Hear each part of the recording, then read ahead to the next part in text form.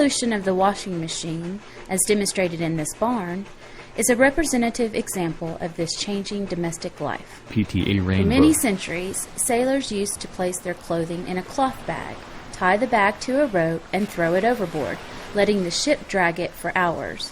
The principle was simple: force water through the clothes to remove the dirt.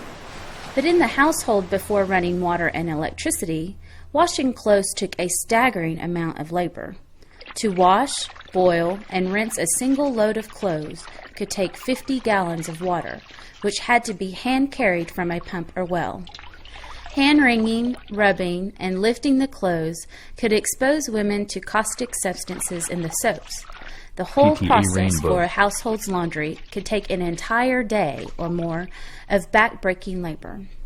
In 1846, a patented washing machine imitated the human hand moving cloth over a washboard by using a lever to rub the clothes between two ribbed surfaces. This machine was sold in the U.S. as late as 1927. The first electric clothes washers, in which a motor rotated the tub, were introduced into America about 1900. PTE